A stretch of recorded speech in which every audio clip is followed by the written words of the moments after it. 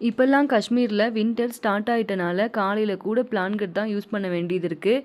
நிறைய சகோதரிகள் வந்து கேட்டிருந்தீங்க, அக்கா இந்த குளிரில் இருந்து பேபியை வந்து நீங்கள் எப்படி வந்து வார்மாக வந்து பாதுகாப்பீங்க, என்ன மாதிரி ட்ரெஸ் வந்து போட்டு விடுவீங்க அப்படின்னு. இதை பற்றின டீட்டெயிலான ஒரு விளாக் வந்து நான் அப்லோட் பண்ணுறேன். இன்றைக்கி ஃப்ரைடே அப்படிங்கிறதுனால மாஸ்டர் வீட்டுக்கு தான் வந்து சாப்பிடுவாங்க.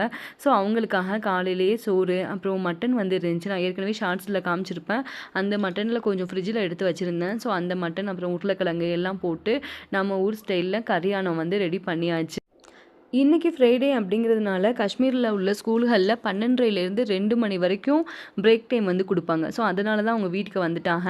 அவங்களுக்காக தான் வந்து அவசர அவசரமாக சின்ன பிள்ளைய வந்து தூங்க வச்சுட்டு சாப்பாடு வந்து ஒரு வகையாக ரெடி பண்ணிட்டேங்க.